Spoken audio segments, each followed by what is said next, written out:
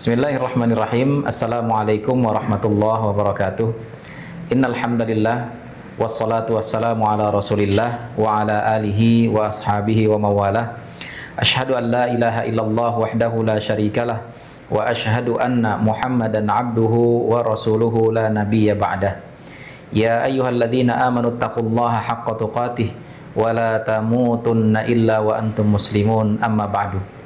Para jamaah sekalian, Duyufur Rahman yang dimuliakan oleh Allah Subhanahu wa taala, di kesempatan yang berbahagia ini kita akan sama-sama mempelajari tentang bagaimana tata cara umrohnya Rasulullah sallallahu alaihi wasallam. Dan hal ini berangkat dari sabda Rasulullah sallallahu alaihi wasallam yang mengatakan, "Khudhu anni manasikakum." Ambillah dariku, kata Rasulullah sallallahu alaihi wasallam, tentang bagaimana tata cara manasik haji dan umrah kalian. Nah, sehingga ya para jamaah sekalian rahimakumullah, bagi antum-antum yang ingin menjalankan ibadah umrah, maka harus benar-benar bisa mengetahui tentang bagaimana tata cara umrahnya Rasulullah sallallahu alaihi wasallam, agar kemudian di dalam prakteknya kita tidak melakukan hal-hal yang keliru atau yang tidak sesuai dengan apa yang diajarkan oleh Rasulullah sallallahu alaihi wasallam. Dan kemudian para jamaah sekalian rahimakumullah, ini juga berangkat dari apa yang dikatakan oleh Al-Imam Al-Bukhari rahimahullah di dalam kitab sahih beliau. Beliau pernah mengatakan, al-ilmu qabla al-qawli wal amal. Ya, kita diwajibkan untuk mempersiapkan diri dengan ilmu terlebih dahulu sebelum kemudian kita berkata dan juga beramal. Ya, dan di dalam hal ini konteksnya kita insya Allah akan menjalankan ibadah umrah, maka diharuskan bagi kita untuk mempersiapkan diri kita dengan ilmu tentang bagaimana tata cara umrah yang benar sesuai dengan apa yang diajarkan oleh Rasulullah sallallahu alaihi wasallam. Namun para jamaah sekalian rahimakumullah, sebelum lebih jauh kita menjelaskan tentang bagaimana tata cara umrahnya Rasulullah sallallahu alaihi wasallam, maka terlebih dahulu kita akan menyampaikan suatu hal yang tidak kalah pentingnya, yaitu berkaitan dengan syarat diterimanya amal ibadah. Ya, dan kita tentu sepakat ya bahwasannya di dalam kita melakukan ibadah, ya bahkan sampai di antara kita ada yang mengorbankan hartanya, mengorbankan waktunya di dalam melakukan ibadah, tentu kita sama-sama sepakat ya tujuannya adalah agar amal ibadah kita diterima oleh Allah Subhanahu wa taala. Yang kalau seandainya amal ibadah kita diterima oleh Allah, maka dengan begitu Allah Subhanahu wa taala akan merahmati kita dan kemudian Allah akan memasukkan kita ke dalam surganya. Nah, di dalam syarat Islam yang sempurna semua sudah dijelaskan, ya termasuk tentang syarat diterimanya amal ibadah, yang mana syarat ini harus kita penuhi sebelum kita melakukan ibadah agar kemudian amal ibadah kita diterima oleh Allah Subhanahu wa taala. Dan para jamaah sekalian, Duyufur Rahman yang dimuliakan oleh Allah Subhanahu wa taala, syarat yang pertama yang harus kita penuhi di dalam kita melakukan ibadah, apapun ibadahnya, termasuk ibadah umroh tentunya, maka seseorang harus ya mendasari ibadahnya tersebut ya atas dasar ikhlas karena Allah Subhanahu wa taala. Jadi syarat pertama yang harus dipenuhi dan tidak bisa ditawar-tawar adalah hendaklah dia di dalam melakukan ibadah dilandasi atas dasar ikhlas karena Allah Subhanahu wa taala. Ya, dan di dalam hal ini Allah Subhanahu wa taala berfirman, ya wa ma umiru illa liya'budullaha mukhlishina lahuddin. Ya, dan tidaklah aku perintahkan kepada kalian dalam beribadah kecuali ikhlas karena Allah Subhanahu wa taala. Ya, dan ikhlas maknanya adalah memurnikan ibadah hanya untuk Allah saja. Ya, tidak boleh kita palingkan ya ibadah kita ditujukan kepada selain Allah Subhanahu wa taala, atau kemudian juga kita tidak boleh ya ibadahnya dilandasi atas dasar riya, misalkan pamer agar dipuji oleh orang, atau sum'ah agar didengar oleh orang yang kemudian dia menyanjung-nyanjung kita dan seterusnya. Ya, maka ya hal-hal seperti ini ya ketika ibadah kemudian dibarengi dengan riya, maka tentu menghilangkan keikhlasan tersebut. Ya, jadi Para jamaah sekalian, duyufur rahman yang dimuliakan oleh Allah Subhanahu wa taala, perhatikan pada diri kita masing-masing jika ingin melakukan ibadah, ya apapun bentuk ibadahnya, maka perhatikan di mana hati kita harus senantiasa ikhlas karena Allah Subhanahu wa taala, ya agar kemudian ibadah kita tersebut diterima oleh Allah Subhanahu wa taala. Nah, apalagi di zaman ini, ya di zaman ini banyak terkadang orang yang bermudah-mudah, ya di dalam dia melakukan ibadah yang kemudian dia tidak menjaga keikhlasannya dengan misalkan mempostingnya di sosmed yang dia miliki, dibuat dalam status-status misalkan, ya yang kemudian hadir orang-orang memujinya, hadir orang-orang kemudian menyanjungnya, dan dia menikmati pujian dan sanjungan itu, maka hal-hal seperti ini bisa mengurangi kadar keikhlasan kita. Ya, jadi bertakwalah kepada Allah dalam hal ini, jangan sampai amal ibadah kita menjadi sia-sia hanya gara-gara kita tidak menjaga atau tidak bisa menjaga dengan baik keikhlasan kita. Kemudian para jamaah sekalian rahimakumullah, syarat yang kedua, ya yang harus kita penuhi di dalam kita beribadah, ya adalah hendaknya ibadah yang kita lakukan harus bersesuaian dengan apa yang telah diajarkan oleh Rasulullah sallallahu alaihi wasallam. Harus bersesuaian dengan apa yang telah disyariatkan oleh Rasulullah sallallahu alaihi wasallam. Tidak boleh kita beribadah dengan cara-cara tersendiri, atau tidak boleh kita beribadah dengan cara-cara tradisi, ya dengan kemudian menyelisihi syariat Nabi Muhammad sallallahu alaihi wasallam. Ya, karena apa? Karena agama Islam sudah sempurna. Ya, agama Islam sudah sempurna, yang artinya tidak butuh akan penambahan apalagi pengurangan. Ya, apalagi ini kaitannya dengan ibadah, ya amrun tauqifi, ya perkara yang harus kita ikuti apapun bentuknya dari Allah dan Rasulnya. Ya, jadi kita harus mengikuti hal itu, tidak boleh kemudian kita rubah-rubah. Ya. Jadi dalam bahasa syar'inya diistilahkan dengan al-ittiba', ya, yaitu kita mengikuti petunjuk Rasulullah sallallahu alaihi wasallam dalam beribadah.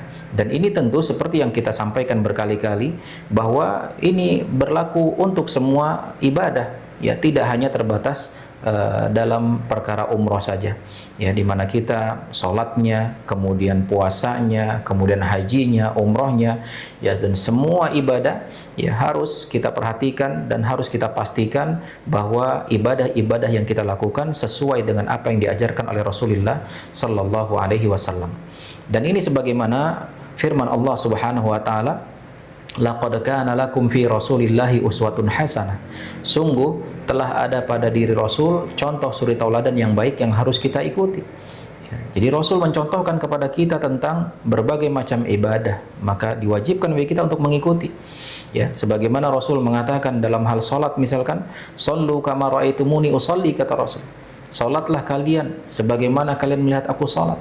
Ya, artinya kita diperintahkan untuk mengikuti cara salatnya Rasul dari takbiratul ihram sampai salam. Begitu juga dalam hal haji dan umrah, Rasul mengatakan khudhu anni manasikakum. Ambillah dariku tentang bagaimana tata cara manasik haji dan umrah kalian. Ya, di dalam hadis-hadis ini ya mengandung perintah di mana kita harus mengikuti tata cara ibadahnya Rasulullah sallallahu alaihi wasallam. Nah, ancamannya adalah bagi orang-orang yang tidak mau mengikuti tata cara ibadahnya Rasulullah sallallahu alaihi wasallam. Ya, maka ibadah yang dia lakukan terancam tidak diterima oleh Allah Subhanahu wa taala. Karena Rasulullah SAW pernah bersabda di dalam sebuah hadis yang sahih, ya dikeluarkan oleh Imam Muslim dari Aisyah radhiyallahu anha, beliau mengatakan, ya man amila amalan laisa alaihi amruna fahuwa raddun. Siapa yang melakukan suatu amalan yang tidak pernah dicontohkan olehku, kata Rasulullah sallallahu alaihi wasallam, maka amalannya tidak diterima oleh Allah Subhanahu wa taala, tertolak amalannya. Jadi jangan sampai kita, ya Masya Allah sudah mengeluarkan biaya yang tidak sedikit, ya bahkan kita begitu lelah dalam menjalankan ibadah tersebut, ya lalu kemudian menjadi sia-sia di sisi Allah hanya gara-gara kita ya beribadah tidak sesuai dengan apa yang diajarkan oleh Rasulullah sallallahu alaihi wasallam. Ya, jangan sampai kita ya seperti orang-orang yang dikatakan oleh Allah Subhanahu wa taala, amilatun nasibah tasla naran hamiyah, kata Allah. ya bahwasanya ada orang-orang ketika di dunia mereka capek dalam beramal, ya mereka capek dalam beramal, ya ini saking banyaknya amalan yang dilakukan, saking banyaknya ibadah yang dilakukan sampai capek, tapi kemudian ketika di akhirat tasla naron hamiyah, ya dia justru dilemparkan ke dalam neraka jahanam. Kenapa? Karena sebab mereka di dalam beribadah tidak ikhlas karena Allah dan juga tidak mengikuti petunjuk Rasulullah sallallahu alaihi wasallam. Ya, jadi para jamaah sekalian rahimakumullah, ya dua syarat ini harus kita perhatikan, harus kita penuhi sebelum kita melakukan ibadah. Tanya pada diri kita, apakah sudah ikhlas? Apakah benar-benar ibadah yang akan kita lakukan ini ya sudah bersesuaian ya dengan apa yang diajarkan oleh Rasulullah sallallahu alaihi wasallam? Ya, sehingga kemudian kita bisa ya bisa diselamatkan dari tidak diterimanya amal ibadah kita oleh Allah Subhanahu wa taala hanya gara-gara tidak memenuhi syarat-syarat yang berlaku. Dan di dalam hal ini para jamaah sekalian rahimakumullah, ketika para ulama menjelaskan bahwa syarat diterimanya amal ibadah itu adalah ikhlas dan mengikuti petunjuk Rasul, ini bukanlah karangan mereka, tetapi justru ya mereka menyimpulkan ini berdasarkan wahyu, ya berdasarkan ayat-ayat Allah dan juga berdasarkan hadis-hadis Rasulullah sallallahu alaihi wasallam yang banyak yang menjelaskan tentang hal ini. Salah satunya adalah firman Allah Subhanahu wa taala disebutkan dalam surat Al-Kahfi. Ya, Allah berfirman, "Faman kana yarju liqa'a rabbih falyamal 'amalan shalihan wa la yusyrik bi'ibadati rabbih ahada." Allah Subhanahu wa taala berfirman, siapa yang ingin berjumpa dengan Rabb-nya. Ya, di dalam ayat yang mulia ini, ya Allah tidak mengatakan siapa yang ingin masuk surga, tidak. Tapi Allah mengatakan siapa yang ingin berjumpa dengan Rabb-nya. Dan ternyata para ahli tafsir mengatakan bahwa kenikmatan tertinggi di surga adalah bertemu dengan Allah, melihat wajah Allah. Ya, artinya di dalam ayat ini ya Allah mengatakan faman kana yarju liqa'a rabbih, siapa yang ingin berjumpa dengan Rabb-nya. Artinya siapa yang ingin mendapatkan kenikmatan paling tinggi di surga. Ya, maka apa syaratnya? Falyamal amalan shalihan, kata Allah. Maka hendaklah dia beramal saleh. Dan para ahli tafsir mengatakan yang dimaksud dengan amal saleh di sini adalah aswabuhum lis sunnah, yaitu amalan yang paling sesuai dengan sunnah Rasulullah SAW, amalan yang paling sesuai dengan ajaran Rasulullah SAW, amalan yang paling sesuai dengan petunjuk Rasulullah SAW. Ya, dan kemudian Allah mengatakan wala yusyrik bi'ibadati rabbih ahada, dan tidak melakukan kesyirikan. Ya, dan ini maknanya keikhlasan, di mana dia dalam beribadah harus dilandasi keikhlasan, ya harus dilandasi dengan ikhlas dan juga mengikuti petunjuk Rasulullah sallallahu alaihi wasallam. Ya, jadi jelas ya di dalam ayat yang mulia ini ya Allah Subhanahu wa taala menyatakan bahwa bukan hanya amal ibadahnya diterima oleh Allah, bahkan dijanjikan oleh Allah dia akan mendapatkan kenikmatan paling tinggi di surga. Ya, dan mudah-mudahan kita semua ya diberikan taufik oleh Allah Subhanahu wa taala ya untuk bisa belajar ilmu agama, sehingga kemudian kita di dalam beribadah ya bisa memenuhi syarat-syaratnya, yaitu ikhlas dan mengikuti petunjuk Rasulullah SAW, sehingga kemudian diharapkan amalan yang kita lakukan diterima oleh Allah Subhanahu wa taala, yang kemudian Allah Subhanahu wa taala melimpahkan rahmatnya kepada kita dan memasukkan kita semua ke dalam surga firdausnya. Ya. Kemudian para jamaah sekalian rahimakumullah, duyufur rahman yang dimuliakan oleh Allah Subhanahu wa taala, berikutnya akan kita bahas tentang keutamaan ibadah umrah. Ya, dan banyak di antara para ulama ya ketika menjelaskan suatu ibadah, maka biasanya diselipkan di dalamnya itu pembahasan tentang keutamaan ibadah tersebut. Ya, termasuk dalam pembahasan ibadah umrah ini. Ya, tujuannya adalah agar memotivasi kita, ya memotivasi kita untuk lebih semangat, lebih bersungguh-sungguh di dalam melakukan amal ibadah tersebut, sehingga kemudian kita bisa meraih keutamaan-keutamaan yang telah dijanjikan baik oleh Allah Subhanahu wa taala maupun oleh Rasulnya Muhammad sallallahu alaihi wasallam. Dan di dalam hal ini saya ingin bermaksud menyampaikan dua hadis Rasulullah SAW berkaitan dengan keutamaan umrah.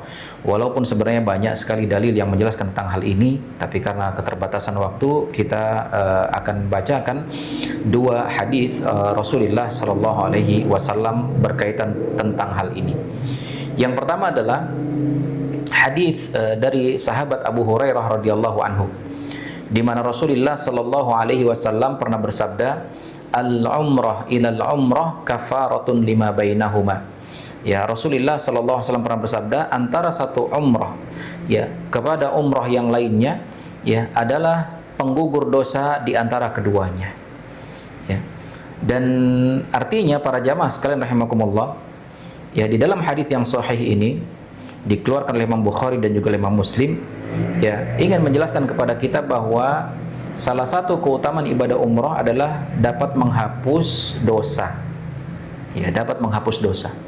Dan tentu kita mengakui bahwasanya setiap kita berdosa, ya tidak ada yang maksum di antara kita, ya yang maksum hanya Rasulullah Sallallahu Alaihi Wasallam, dan kemaksuman itu telah tiada ya semenjak wafatnya Rasulullah Sallallahu Alaihi Wasallam. Ya, sehingga setiap kita ya berdosa, sebagaimana Rasulullah SAW mengatakan, kullu bani adam khata' ya wa khairul khata'in tawwabun.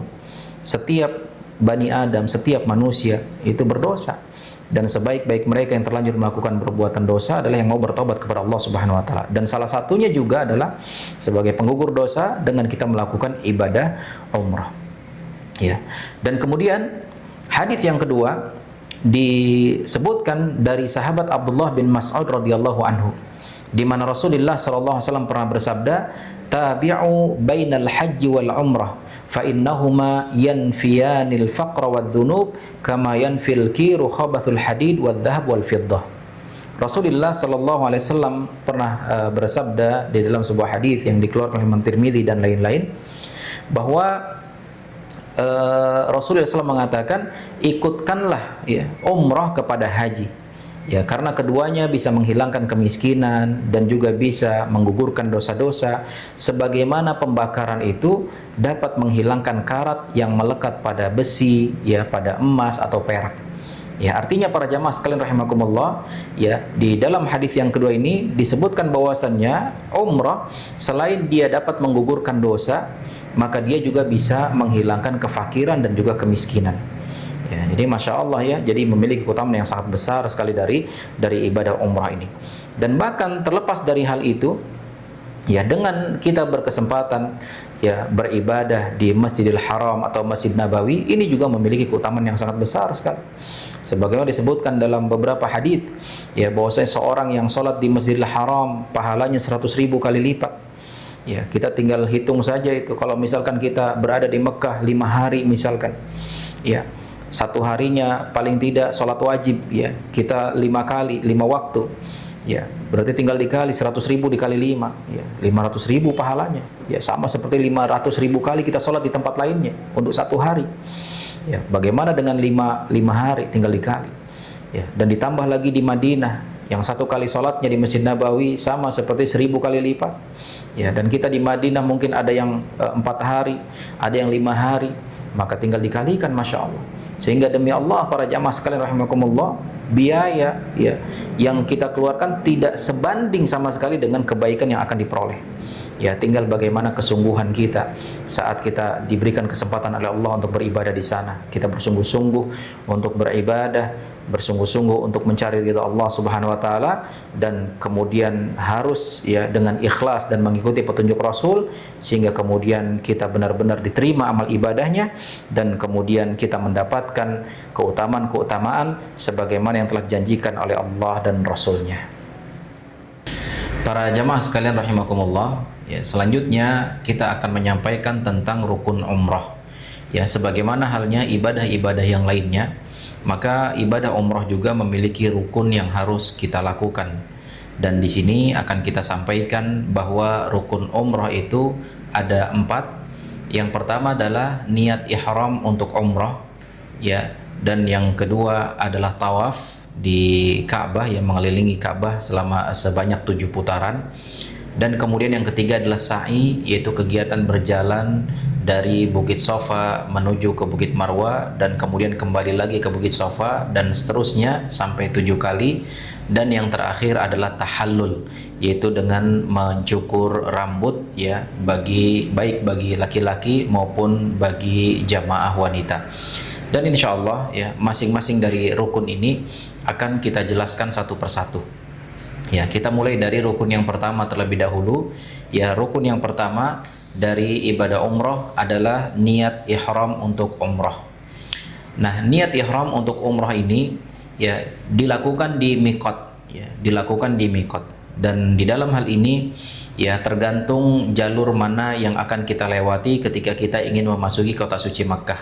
Dan biasanya kalau jamaah dari Indonesia ya, misalkan mereka rutenya ke Madinah terlebih dahulu lalu kemudian baru masuk Makkah, maka miqatnya atau tempat ya mereka bermula untuk meniatkan ihram untuk umrohnya itu dilakukan di Dzul Hulaifah ya, atau saat sekarang orang-orang menyebutnya dengan Bir Ali ya, atau Abar Ali.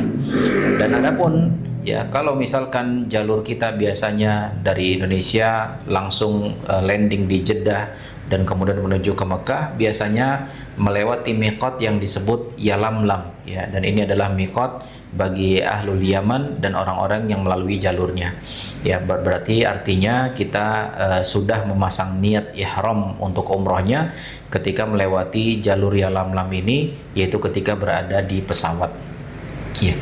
Dan niat ihram untuk umroh ini, atau sebelum kita melakukan niat ihram untuk umroh, maka para jamaah sekalian rahimakumullah, ada hal-hal yang perlu kita lakukan ya, atau bisa kita katakan sunnah-sunnah ihram ya, yang perlu kita lakukan sebelum kita memulai untuk memasang niat ihram untuk umroh ya. Yang pertama adalah ya, dan ini bisa kita lakukan di hotel masing-masing kalau memang melalui jalur Madinah ya, di Dzul Hulaifah. Sebelum kita check out keluar dari hotel, persiapan-persiapan ini sudah bisa dilakukan. Atau misalkan ya kita melewati jalur Yalamlam ya, Jeddah langsung Makkah, maka berarti persiapan-persiapan ini atau sunnah-sunnah ihram ini sudah kita lakukan sejak di tanah air ya, menjelang penerbangan atau ketika menjelang berangkat menuju ke Bandara Jakarta. Apa saja ya persiapan-persiapan atau sunnah-sunnah ihram ya yang perlu dilakukan oleh jamaah umroh? Yang pertama adalah memotong kuku ya, dan juga bulu-bulu yang tumbuh di badan ya. Jadi dipotong kuku tangannya dan juga kuku jari-jari kakinya, dan sekaligus ya mencukur bulu-bulu yang menempel di badan. Dan lebih spesifik di sini adalah mencukur ya bulu kemaluan dan juga bulu ketiak ya, dan semua dibersihkan ya, sehingga kemudian ya ini adalah salah satu poin dari sunnah-sunnah ihram yang dilakukan sebelum kita meniatkan ihram di miqat nantinya. Kemudian yang kedua ya, setelah itu disunnahkan kita untuk mandi ya, untuk mandi ya, tapi ini mandinya mandi sunnah ya. Jadi kita menghadirkan hati ketika kita ingin mandi, ini adalah mandinya mandi sunnah ihram ya. Dan bagaimana tata caranya? Tata caranya persis sama seperti mandi wajib ya, tata caranya persis sama seperti mandi junub, hanya perbedaannya dalam niat saja. Dan tentu di dalam hal ini niatnya cukup di dalam hati. Dengan kita menghadirkan hati untuk melakukan mandi sunnah ini, maka itu sudah dianggap sebagai niat.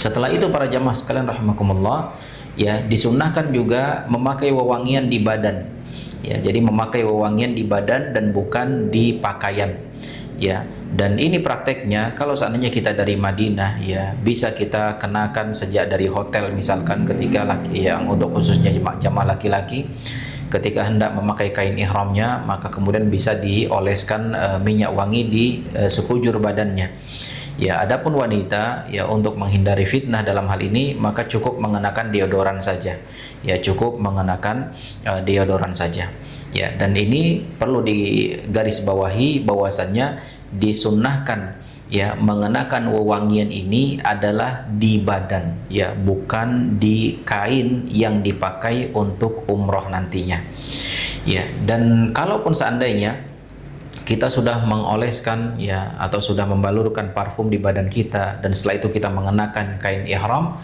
ya, lalu kemudian kain ihramnya menjadi wangi juga karena terkena tersentuh parfum yang ada di badan, maka insya Allah ini tidak membahayakan, ini tidak mengapa ya, karena dia tidak menyengaja memberikan atau mengoleskan minyak wangi di kain ihramnya tapi di badan ya. Jadi seperti itu.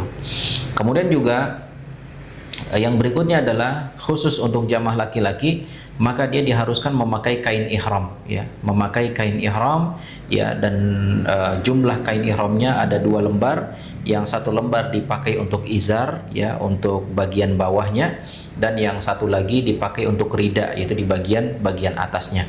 Dan untuk laki-laki tidak boleh mengenakan pakaian apapun selain dari 2 lembar kain ihram ini ya, sehingga artinya kalau misalkan masih ada daleman ya, apakah itu celana dalam atau kaos dalam, maka semuanya harus ditanggalkan dan tidak ada selembar pun kain kecuali 2 lembar kain ihram ini yang dikenakan oleh jamaah laki-laki ya. Adapun yang jamaah wanita, maka pakaiannya bebas ya, pakaiannya bebas, yang penting sesuai dengan syar'i ya. Sesuai dengan syar'i artinya pakaiannya lebar, tidak ketat, dan kemudian pakaiannya tidak transparan ya. Dan adapun warna, maka di dalam hal ini dibebaskan ya, tidak harus warna hitam, tidak harus warna putih ya, warna apapun boleh ya, yang penting warna-warna tersebut ya tidak terlalu mencolok sehingga kemudian mengundang perhatian lawan jenis ya. Jadi ini perlu diketahui. Kemudian juga para jamaah sekalian rahimakumullah, jadi bagi yang berjalan atau perjalanannya langsung landing di Jeddah dan kemudian ke Mekah, artinya dia sudah diharuskan memakai kain ihram ya, paling tidak minimal sebelum melewati Yalamlam ya, sebelum melewati miqat di atas pesawat. Dan biasanya sudah diumumkan oleh petugas pesawatnya ya di saat kita menjelang melewati miqat tersebut, sehingga kemudian para jamaah diharapkan untuk mempersiapkan diri, dan salah satunya adalah mengganti pakaian biasa dengan kain ihram bagi laki-laki. Namun untuk lebih mudahnya ya, bisa dikondisikan untuk jamaah laki-laki sudah mengenakan kain ihramnya sejak sebelum naik ke atas pesawat ya, itu lebih mudah ya, lebih simpel seperti itu ya, sehingga kemudian ya tidak kerepotan ketika berada di pesawat. Karena di pesawat bisa jadi mungkin antri atau mungkin tempatnya juga sulit untuk dikondisikan kita mengganti pakaian, sehingga kalau misalkan dari sebelum naik pesawat kita sudah memakai kain ihram tersebut, maka insya Allah ini lebih mudah dan lebih menenangkan hati. Kemudian para jamaah sekalian rahimakumullah ya, setelah kita memotong kuku, setelah kita mencukur bulu-bulu yang di badan, setelah kita mandi sunnah, setelah kita membalurkan parfum di badan, dan juga setelah yang laki-laki mengenakan kain ihram ya, 2 lembar kain ihram, yang wanita juga sudah mengenakan pakaian yang memang akan digunakan untuk tawaf dan sa'inya dengan pakaian yang syar'i ya.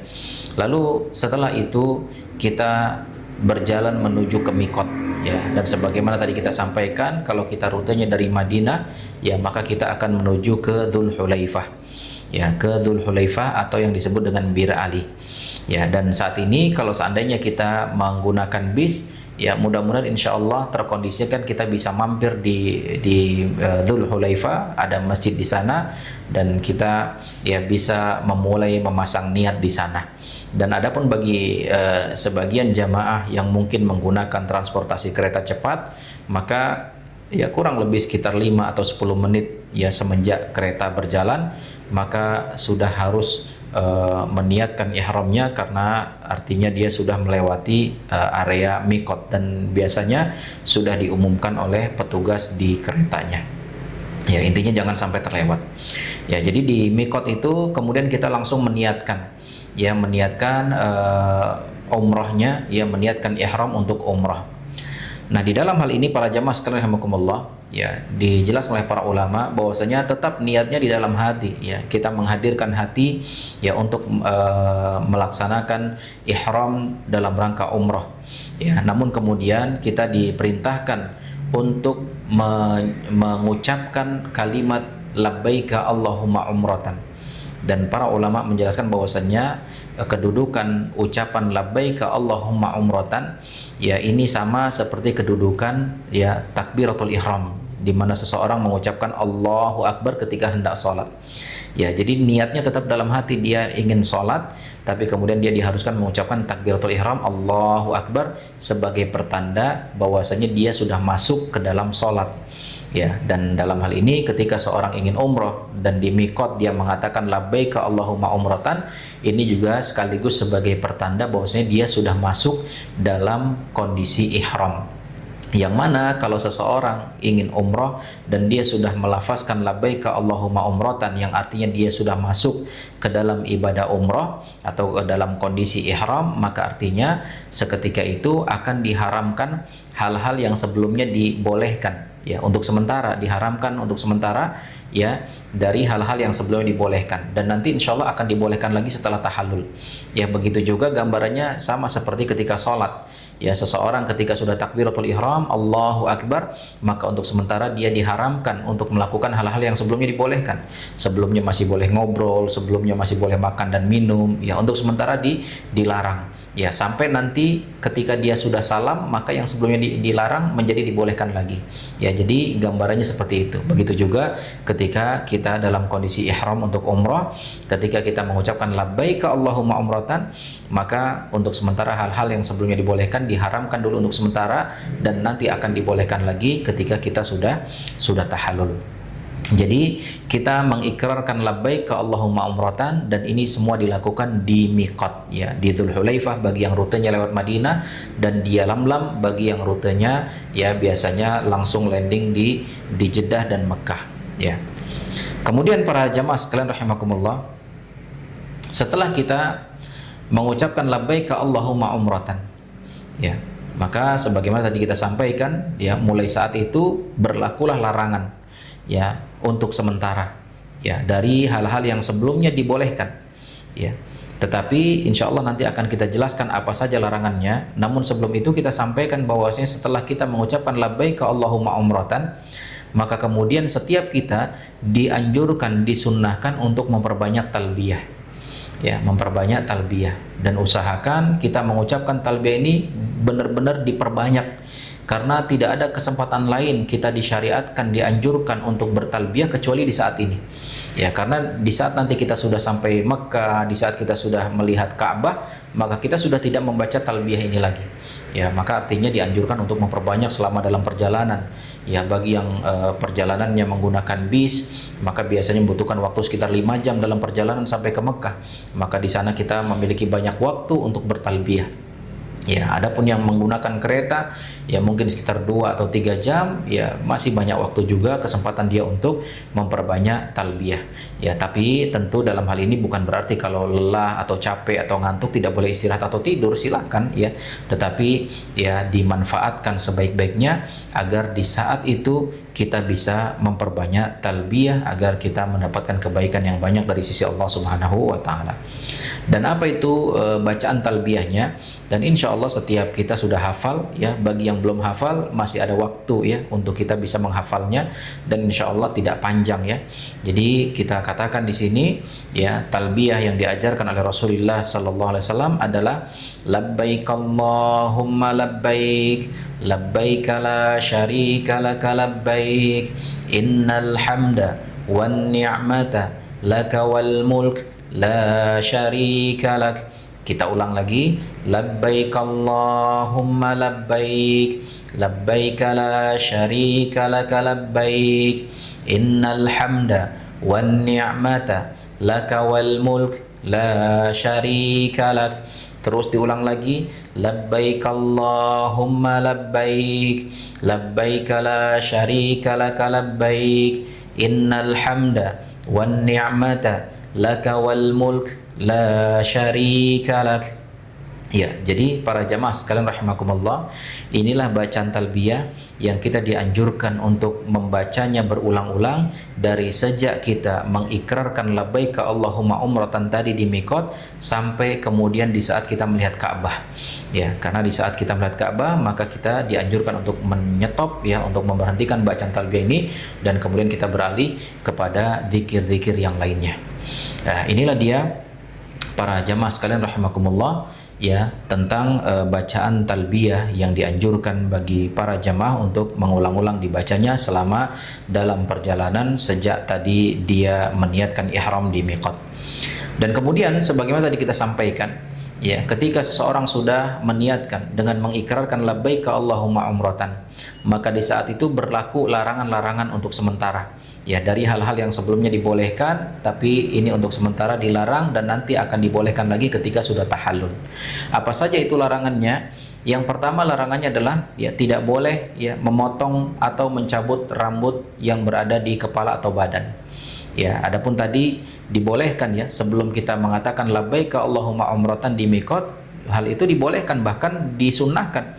Tapi ketika seorang sudah mengikrarkan labbaika Allahumma umratan di miqat, maka hal itu untuk sementara dilarang. Ya, mencukur rambut yang di badan atau mencabutnya, ya baik yang di kepala ataupun yang di badan, ini untuk sementara dilarang. Ya. Dan kemudian yang kedua adalah seseorang juga dilarang untuk memotong kukunya. Ya, tadi bahkan dianjurkan, sekarang untuk sementara dilarang. Ya, makanya tadi ketika dianjurkan, disunahkan, hadirkan hati bahwasanya saya memotong kuku karena Allah dalam rangka melaksanakan sunnah ihram. Ya, dan diselesaikan semuanya, jangan disisa-sisakan gitu ya. Ya, agar kemudian kita bisa sempurna dapat pahalanya. Dan ketika seorang sudah labbaika Allahumma umratan di miqat, maka tidak ada lagi potong kuku. Ya, tidak boleh lagi untuk memotong kuku, baik kuku jari tangan maupun kuku jari di kakinya. Kemudian yang ketiga, ya dilarang memakai pakaian berjahit bagi laki-laki. Ya, maksud pakaian berjahit ini bukan hanya sekedar pakaian yang ada jahitannya, bukan. Tetapi ya lebih dari itu adalah kita dilarang ya bagi laki-laki memakai pakaian yang membentuk badan. Ya, jadi bukan hanya sekedar yang berjahit ya. Karena di zaman ini ada mungkin ya diproduksi celana yang mungkin tidak ada jahitannya. Ya, atau mungkin baju yang tidak ada jahitannya dengan cara ditempel atau semisalnya, maka ini tetap tidak boleh. Ya, tetap tidak boleh karena dia membentuk anggota badan. Makanya tadi kita sampaikan bahwasanya untuk laki-laki tidak boleh mengenakan kain apapun selama dalam kondisi ihram kecuali 2 lembar kain ihram untuk bagian bawah dan juga untuk bagian atas. Ya, jadi untuk sementara tidak boleh. Maka dari itu kita nggak boleh lagi tuh ya memakai baju jubahnya misalkan, atau memakai baju kokonya, atau memakai baju apa namanya gamisnya. Maka untuk sementara itu semua dilarang. Kemudian para jamaah sekalian rahimakumullah, berikutnya juga dilarang menutup kepala. Ya, ini untuk laki-laki ya. Ya, yang biasa memakai peci, yang biasa mungkin mengenakan sorban di kepalanya, maka untuk sementara semua ditanggalkan. Ya, tidak boleh. Ya, tidak boleh. Dan ini tentu kita saling mengingatkan. Ya, terkadang sebagian jamaah lupa karena mungkin tidak terbiasa dalam kondisi seperti ini. Ya, dan sering terjadi itu ketika di dalam bis atau di dalam kereta misalkan, karena mungkin terlalu dingin terkena semburan AC dari atas kepalanya, akhirnya kemudian dia karena lupa mungkin menutup kepalanya dengan kain ihram. Ya, maka di dalam hal ini ya segera ingat ya dan beristighfar, ya memperbanyak istighfar kepada Allah Subhanahu wa taala. Atau bagi teman-teman yang menyaksikannya, dia mungkin bisa saja dia lupa, maka silakan ditegur dengan cara yang baik. Ya, bahwasanya hal itu dilarang, dan kemudian memperbanyak istighfar kepada Allah Subhanahu wa taala. Berikutnya juga para jamaah sekalian rahimakumullah, dilarang memakai parfum. Ya, dilarang memakai parfum. Tadi bahkan disunahkan ya memakai parfum tapi di badan. Tapi sekarang tidak boleh di badan dan apalagi di pakaian. Sama sekali tidak boleh. Dan hal ini juga ya banyak seseorang yang kemudian terlupa ketika dia mengenakan tisu basah.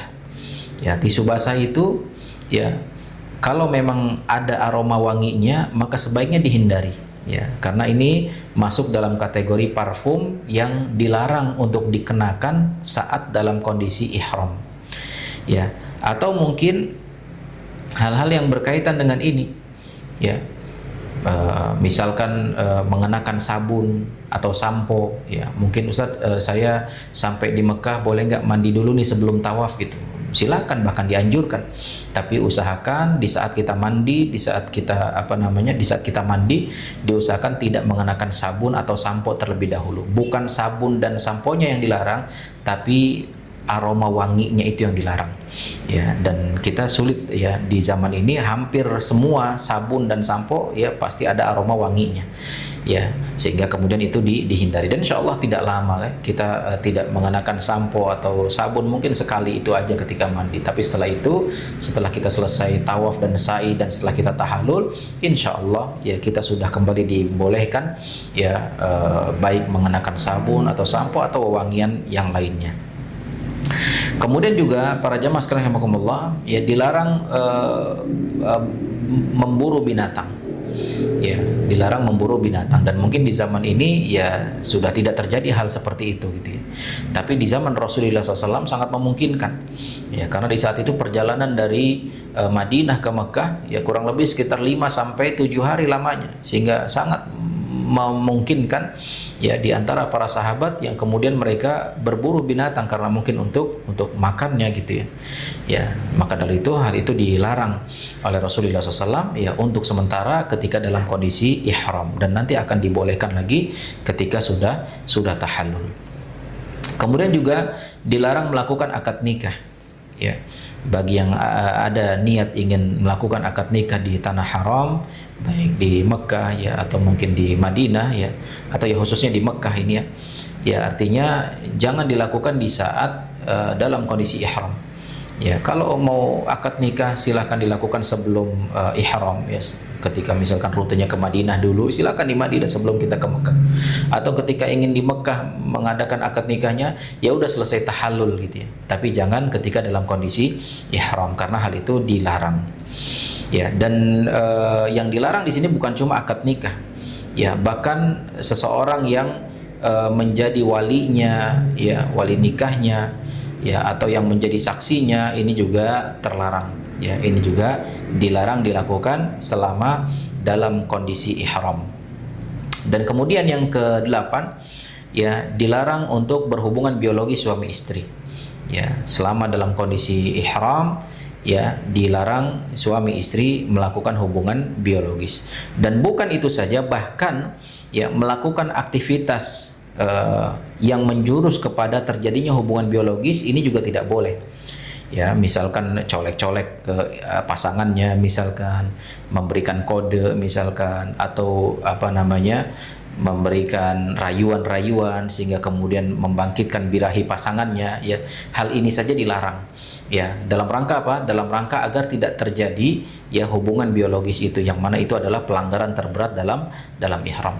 Ya, jadi para jamaah sekalian rahimakumullah, ya kurang lebih ada 9 larangan ya bagi orang-orang yang sedang dalam keadaan ihram, yang ini semuanya adalah larangan yang sifatnya sementara ya, dan insya Allah nanti akan kembali dibolehkan ketika seseorang sudah bertahallul dari ihramnya. Kemudian para jamaah sekalian rahimakumullah, ya dari larangan-larangan tadi, maka kalau seandainya kita langgar, maka tentu ada konsekuensinya. Ya, dan di dalam hal ini ya konsekuensinya adalah membayar fidyah atau membayar dam. Ya, dan ini adalah bagi yang melanggar ya, bagi yang melanggar di 5 poin pertama tadi. Ya, kalau kita reviewkan kembali 5 larangan yang pertama, yaitu memotong atau mencabut rambut dari badan, kemudian memotong kuku, memakai kain yang berjahit atau yang membentuk tubuh, menutup kepala, atau memakai parfum. Nah, 5 larangan ini kalau seandainya dilanggar, maka dia membayar dam. Ya, membayar denda istilahnya, yang itu adalah caranya dengan kita menyembelih seekor kambing. Ya, dan prakteknya adalah nanti ketika di sana ya la qadarullah, kalau misalkan ada yang melanggar di antara jamaah, maka tinggal nanti berkoordinasi dengan ustadznya, ustadz pembimbingnya, atau mungkin kepada mutawifnya atau kepada TL-nya untuk kemudian bisa dibantu dalam rangka untuk penunaian pembayaran damnya ya. Dan biasanya dibayarkan sejumlah uang seharga 1 ekor kambing, dan nanti akan ada panitianya sendiri yang akan mengurusi hal itu ya. Tetapi perlu digarisbawahi bahwasannya ya pelanggaran-pelanggaran yang dilakukan yang mengharuskan dia membayar dam, ya membayar denda, adalah kalau seandainya larangan yang dilanggar itu benar-benar dengan sengaja ya. Bukan karena lupa, bukan karena ketidaktahuan. Ya, dia tahu nih bahwasanya ini larangan tapi dia langgar. dia tidak ada uzur untuk itu, ya, dan dia tahu ini adalah melanggar, tapi dia tetap lakukan itu, maka ini yang kemudian diharuskan membayar membayar denda. Adapun kalau seseorang melakukan larangan ini, ya dia melanggar karena sebab lupa atau karena sebab tidak tahu, misalkan dia tidak sengaja ya menutup kepalanya misalkan, atau tidak sengaja mengenakan parfum misalkan, ya karena lupa, maka di dalam hal ini ya tidak perlu membayar dam, cukup dia diharuskan memperbanyak istighfar dan memohon ampun kepada Allah Subhanahu wa taala. Ya, dan kemudian para jamaah sekalian rahimakumullah, denda berikutnya adalah ya denda setimpal. Ya, denda setimpal, dan ini adalah bagi yang berburu tadi. Ya, kalau misalkan dia berburu hewan, salah satu hewan buruan, maka dia harus mengganti senilai ya hewan buruan tersebut. Dan kemudian yang ketiga, ya konsekuensi yang ketiga adalah membatalkan ibadah dan tidak harus membayar fidyah, yaitu akad nikah. Ya, ketika misalkan ada yang akad nikah di antara jamaah yang sedang dalam kondisi ihram, atau dia menjadi walinya atau menjadi pengantinnya gitu ya, maka ya otomatis dia membatalkan ibadah tapi tidak ada keharusan membayar fidyah. Kemudian konsekuensi yang berikutnya yang keempat, itu tidak membatalkan ibadah tapi dia diharuskan untuk bertobat kepada Allah Subhanahu wa taala. Yaitu apa? Yaitu bercumbu dengan pasangan, ya, atau melakukan hal-hal yang menjurus kepada hubungan biologi suami istri. Ya, maka jika hal ini terjadi, maka dia diharuskan bertaubat kepada Allah Subhanahu wa taala, ya, walaupun hal itu tidak sampai membatalkan ibadahnya dan juga tidak mengharuskan ada bayar fidyah atau dam. Dan kemudian yang kelima, ini adalah konsekuensi terberat ya bagi pelanggar, yaitu bagi mereka yang berhubungan biologis ya suami istri dalam kondisi ihram. Ya, maka dia melakukan pelanggaran terberat, dan dendanya atau damnya dia diharuskan menyembelih seekor unta. Ya, dilakukan diperintahkan untuk menyembelih seekor unta, dan teknisnya sama seperti tadi. Ketika seorang ingin membayarkan dam berupa kambing, dia berkoordinasi dengan ustadz pembimbingnya atau mutaifnya atau tour leadernya untuk kemudian menyetorkan sejumlah uang seharga hewan yang akan dibayarkan atau dijadikan sebagai dam, ya, dan kemudian nanti ada panitianya secara khusus yang akan mengurusi hal itu. Ya, jadi inilah dia para jamaah sekalian rahimakumullah, ya, hal-hal yang berkaitan dengan rukun yang pertama, yaitu niat ihram untuk umrah dari miqat, ya, dan kita jelaskan dari awal ya sampai akhir terkait hal-hal di poin pertama rukun umrah ini. Selanjutnya para jamaah sekalian rahimakumullah, kita memasuki rukun yang kedua dari umrah, yaitu tawaf, ya. Dan tawaf ya artinya adalah kegiatan mengelilingi Ka'bah 7 kali putaran dari Hajar Aswad sampai ke Hajar Aswad, ya. Dan teknisnya ya kalau kita kaitkan dengan rukun yang pertama tadi adalah bahwa setelah jamaah ya niat ihram di miqat, ya baik di Dzul Hulaifah, Bir Ali atau di Yalamlam, ya, maka kemudian seluruh jamaah berjalan menuju ke Makkah Al-Mukarramah, baik dengan mengenakan bis maupun dengan transportasi kereta cepat. Dan nanti sesampainya di Makkah, ya kita akan diarahkan ke hotel terlebih dahulu biasanya untuk meletakkan barang-barang dan kemudian untuk menikmati hidangan ya makan, baik itu makan malam atau yang semisalnya, tergantung jam berapa kita sampai di sananya. Dan kemudian biasanya ya kita diberikan kesempatan untuk istirahat terlebih dahulu sambil kemudian disepakati waktu ya untuk pelaksanaan ibadah tawafnya, ya, dan itu tentu akan disepakati bersama ustadz pembimbingnya, ya, dan kita tinggal mengikuti saja dari arahan ustadz pembimbing kita, ya, yang intinya nanti dari hotel kita bergerak menuju ke Masjidil Haram sambil terus dalam keadaan bertalbiyah. Ya, kita sambil berjalan kita mengatakan labbaik Allahumma labbaik, labbaik la syarika laka labbaik, innal hamda wan ni'mata laka wal mulk la syarika lak. Dan terus kita sampai di Masjidil Haram, Dan ketika kita ingin masuk ke Masjidil Haram, maka kita dianjurkan untuk melakukan adab-adab sebagaimana halnya kita melakukan adab-adab tersebut ketika ingin masuk ke masjid yang lainnya. Yaitu disunnahkan kita melangkahkan kaki kanan terlebih dahulu ketika ingin masuk ke dalam masjid, seraya kemudian kita berdoa dengan salah satu doa, Allahumma ftahli abwaba rahmatik. Dan terus kita setelah kita berdoa masuk masjid, terus kita lanjutkan talbiyahnya sampai di saat kita melihat Ka'bah. Dan di saat kita melihat Ka'bah pertama kali, maka kemudian kita menstop bacaan talbiyah kita.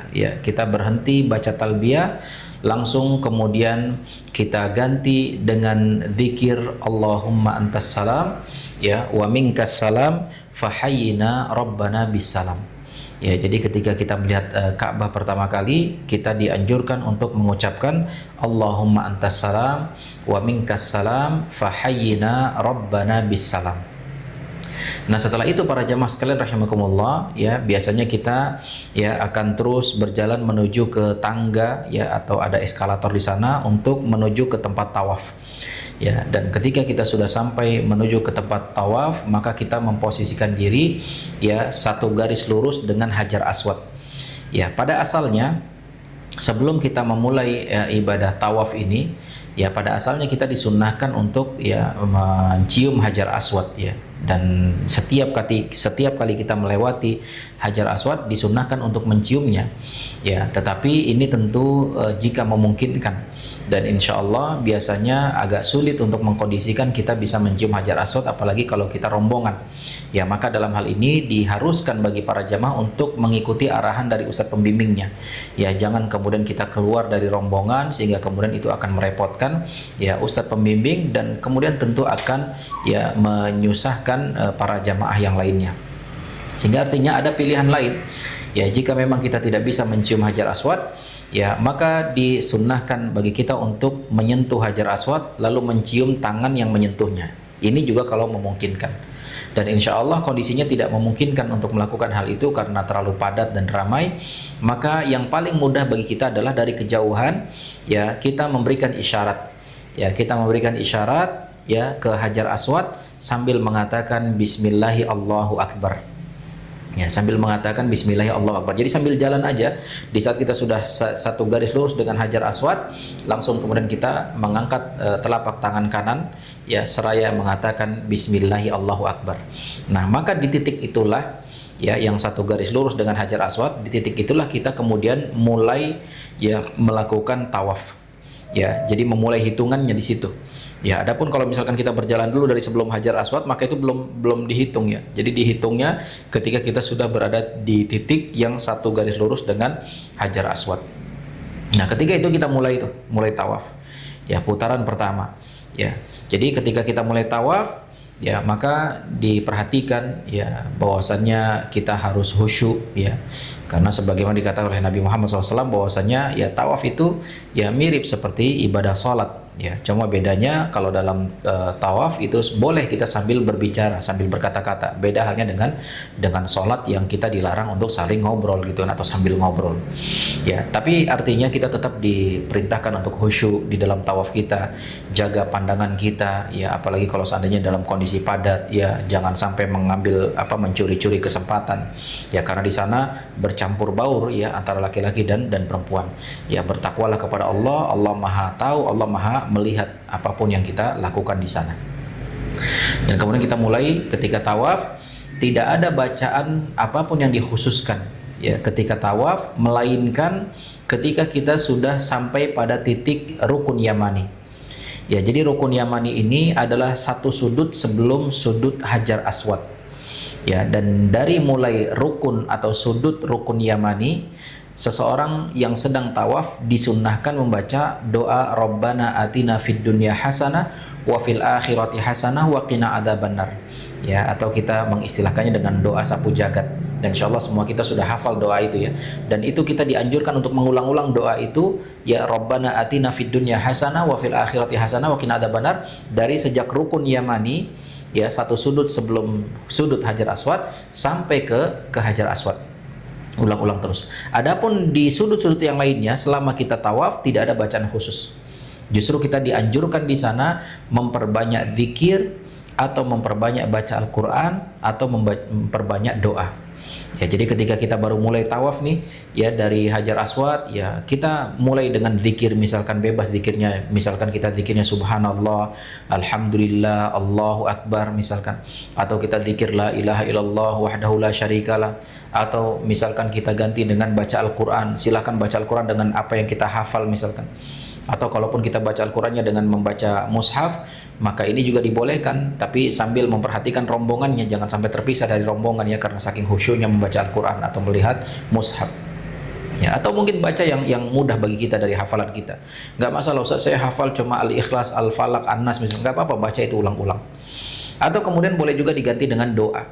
Ya, diselingi dengan doa. Ya, doanya ya lebih afdal dengan doa bahasa Arab kalau memang kita hafal atau mungkin kita punya kemampuan bahasa Arab. Tapi kalau kita tidak punya hafalan doa dalam bahasa Arab atau tidak punya kemampuan bahasa Arab juga, maka boleh silahkan berdoa dengan bahasa masing-masing. Ya, silahkan berdoa, ya meminta sama Allah, bertaubat kepada Allah, beristighfar dan seterusnya selama kita tawaf. Ya. Dan dalam satu tawaf kita menggabungkan semua itu boleh. Misalkan nanti beberapa langkah kita zikir, beberapa langkah lagi kita baca Al-Quran, beberapa langkah lagi kemudian kita berdoa, boleh. Atau misalkan kita ingin ya satu putaran kita baca zikir saja, putaran berikutnya kita berdoa saja misalkan, putaran berikutnya kita baca Al-Quran saja misalkan, maka hal itu juga dibolehkan. Ya, intinya tidak ada bacaan yang dikhususkan dalam hal ini, ya, karena ketika tawaf yang dikhususkan hanya ketika kita sudah sampai di Rukun Yamani sampai Hajar Aswad. Di situ saja ya dimana kita disunnahkan untuk membaca doa yang khusus, yaitu doa Rabbana atina fid dunya hasanah wa fil akhirati hasanah wa qina adzabannar.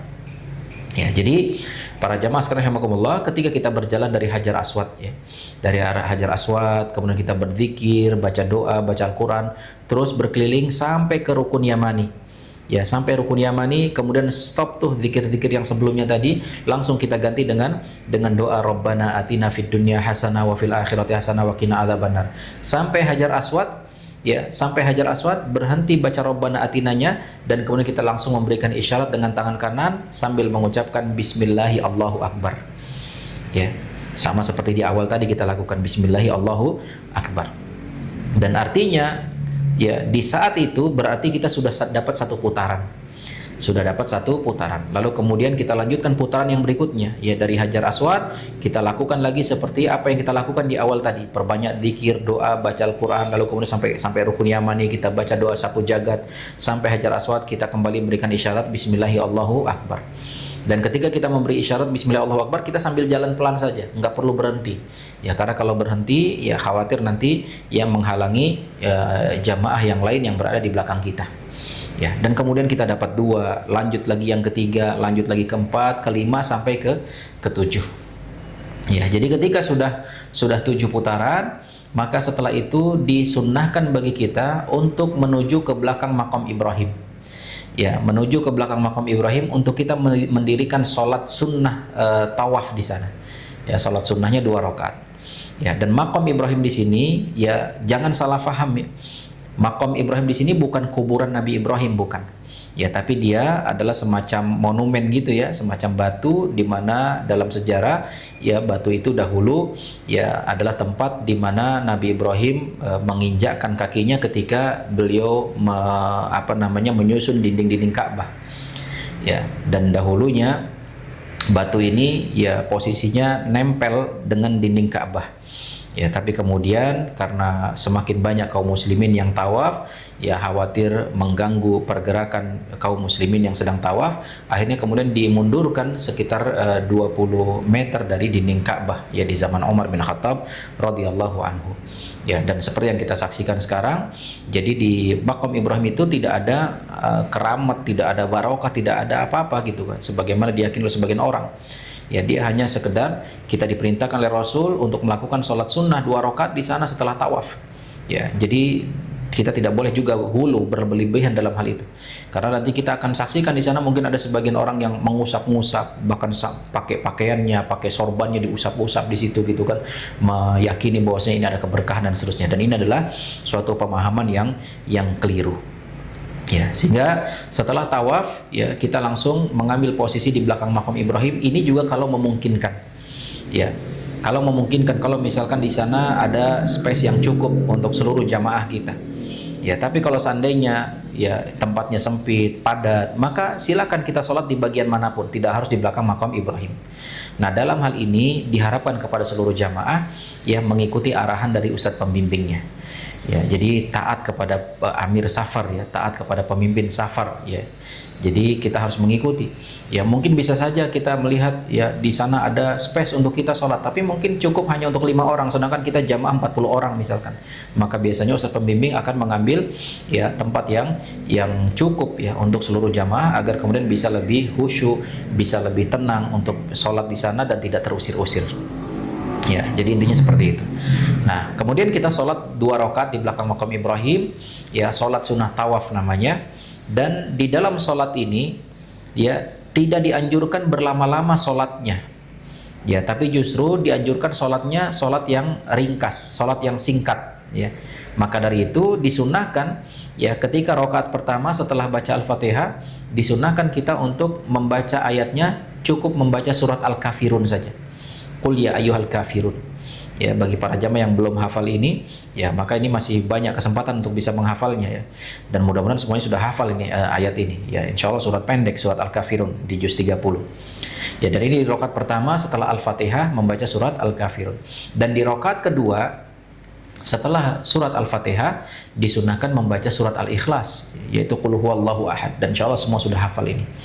Ya, dan kenapa kemudian disunahkan membaca ayat Al-Kafirun ya dan juga Al-Ikhlas? Ya, karena memang kita disyariatkan untuk melakukan sholat 2 rakaat yang ringan, ya tidak berlama-lama.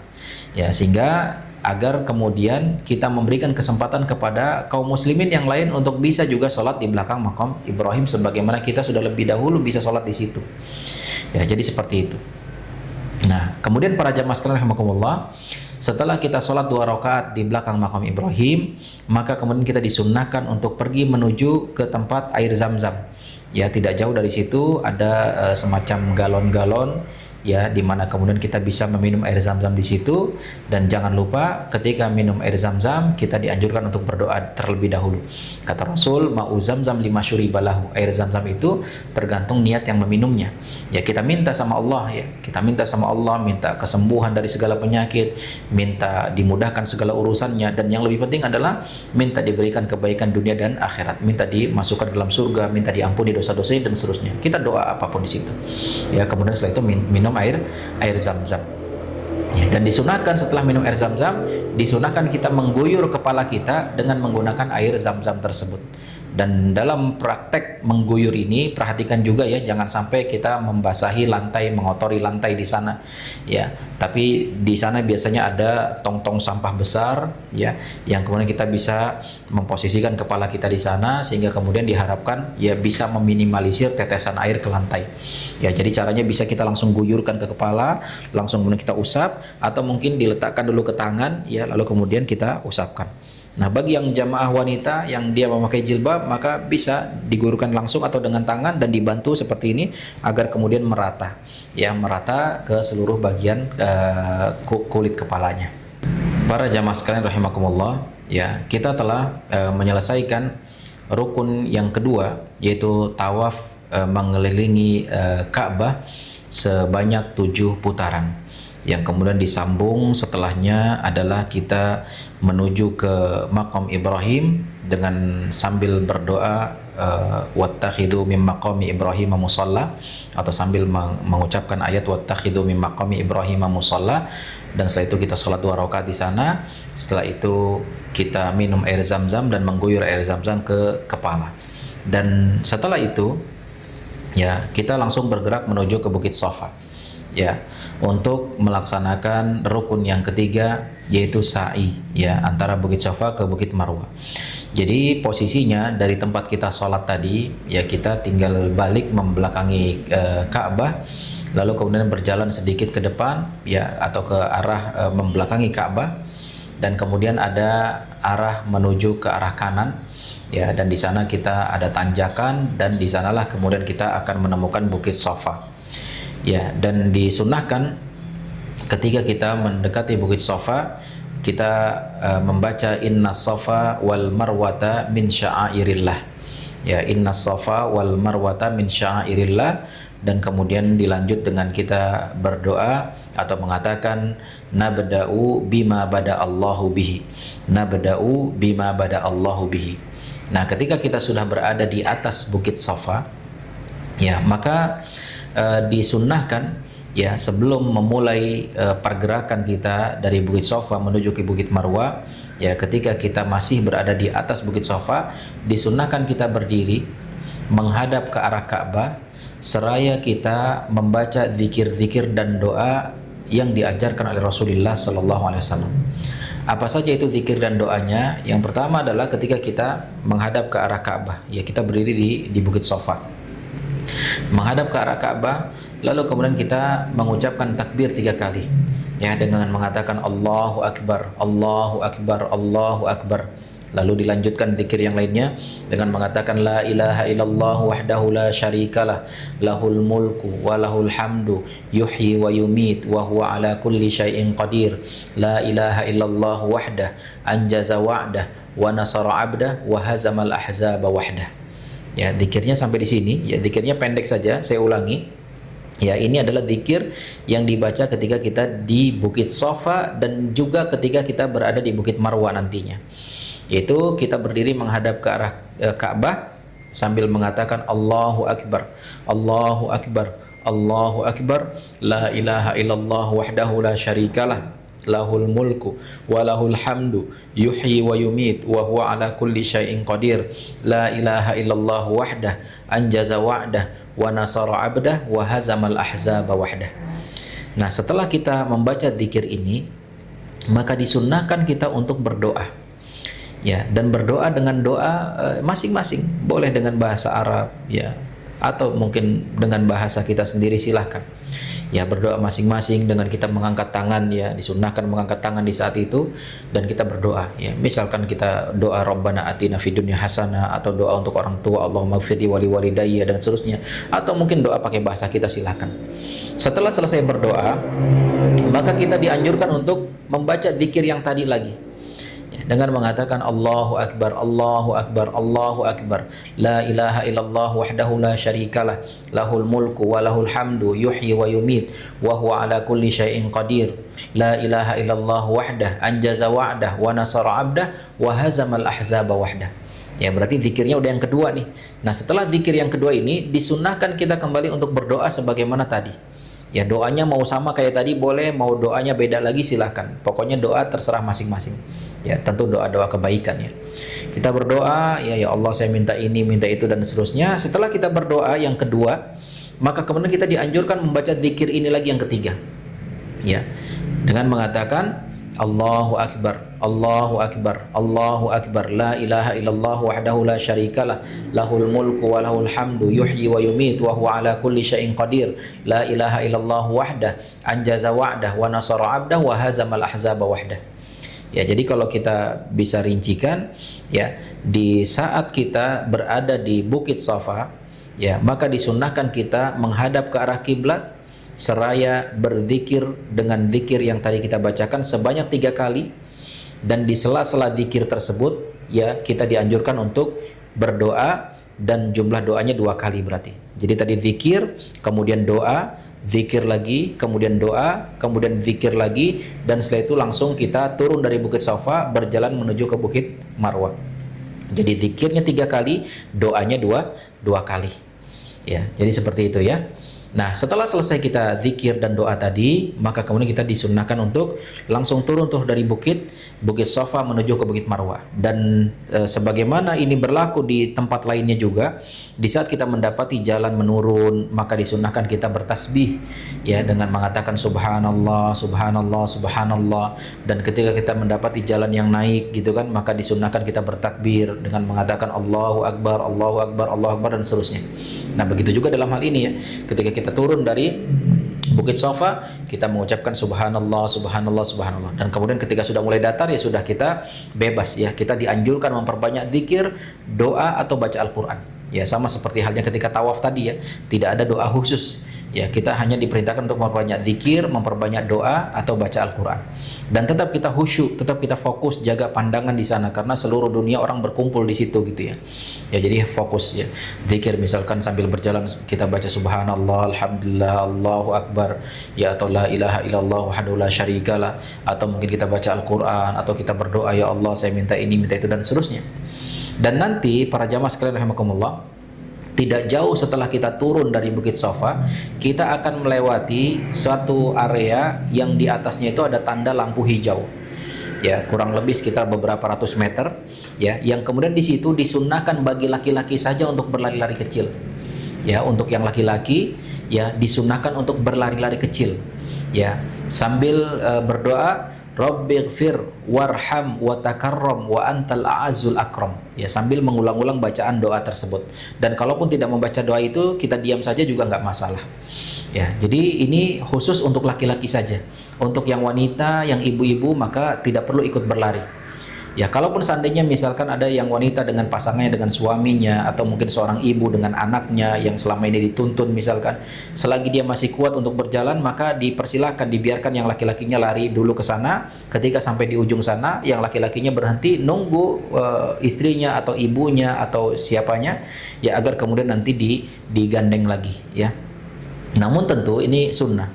Ya kalau seandainya kita sedang umrah bersama orang tua yang mungkin sudah sepuh misalkan, sudah tidak kuat jalan tanpa dipegang, tanpa digandeng, ya tanpa dibimbing misalkan, maka tentu dalam hal ini ya bagi anaknya yang laki-laki tidak perlu ikut lari. Ya sebaiknya dia tetap memegangi ibunya yang sudah sepuh tersebut karena ini wajib hukumnya gitu ya. Jangan sampai dia mengambil yang sunnah lari tapi kemudian ibunya terlantar atau mungkin ibunya sampai jatuh karena tidak ada yang menuntunnya. Ya jadi seperti itu. Dan atau misalkan terkadang mungkin ada sebagian jamaah laki-laki yang mungkin udah capek ya, apalagi kalau sudah putaran ke-6 atau putaran terakhir gitu ya, mungkin sudah nggak kuat, saya berlari Ustaz, gimana kalau jalan aja? Insya Allah tidak apa-apa ya. Jadi intinya semaksimal yang kita bisa. Nah setelah kita melewati lampu hijau tersebut ya, lalu kemudian kita kembali lagi memperbanyak zikir, doa atau baca Al-Quran, terus kita ulang-ulang sampai kemudian kita akan naik ke Bukit Marwah. Nah ketika kita posisi akan naik ke Bukit Marwah, jangan lupa itu sunnah ya, kita memperbanyak takbir, Allahu Akbar, Allahu Akbar, Allahu Akbar. Nah ketika kita sampai di Bukit Marwah, ya disunnahkan kita melakukan seperti yang dilakukan di Bukit Safa tadi, yaitu menghadap ke arah kiblat, ya lalu kemudian kita berzikir Allahu Akbar, Allahu Akbar, Allahu Akbar, la ilaha illallah wahdahu la syarikalah, lahul mulku wa lahul hamdu yuhyi wa yumiitu wa huwa ala kulli syai'in qadir, la ilaha illallah wahdah anjaza wa'dah wa nasara 'abdah wa hazamal ahzaba wahdah. Sampai di sini zikirnya, terus kemudian dilanjut dengan doa masing-masing. Ya. Setelah doa lanjutkan lagi zikir ini yang kedua. Allahu Akbar, Allahu Akbar, Allahu Akbar, la ilaha illallah wahdahu la syarikalah sampai wa hazamal ahzaba wahdah. Nah, setelah zikir yang kedua langsung kita lanjut lagi dengan doa. Setelah doa yang kedua kita lanjut lagi zikir yang ketiganya tadi. Allahu Akbar, Allahu Akbar sampai wa hazamal ahzaba wahdah. Dan setelah itu langsung kita lanjut. Jadi sama ya prakteknya, zikirnya 3 kali dan diselingi dengan doa dua kali. Ya. Dan perlu diketahui para jamaah sekalian rahimakumullah, saat posisi di Bukit Safa atau di Bukit Marwah, zikir-zikir dan doa-doa yang kita sampaikan tadi ya perlu untuk dilakukan kalau memang memungkinkan kondisinya. Ya, terkadang kita dapati kondisinya tidak memungkinkan karena terlalu padat. Ya, dan biasanya di sana ada petugas yang menyuruh kita jangan berhenti, ayo langsung lanjut jalan. Maka kita ikuti aturan. Ya, jangan memaksakan diri kita tetap berhenti di situ apalagi kita rombongan 40 orang misalkan. Ya, tidak, kita malah mempersulit saudara kita yang lain, ya. Khawatir nanti menzalimi mereka. Kita tetap sambil jalan saja, dia doa, baca zikir dan doanya sambil jalan nggak apa-apa.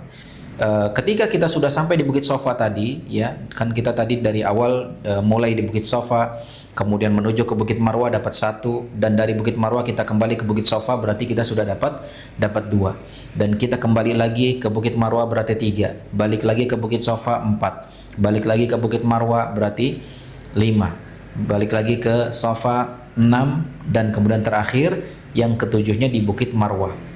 Jadi untuk lebih mudah menghitungnya ya adalah bahwa hitungan genap selalu di saat posisi kita berada di Bukit Sofa.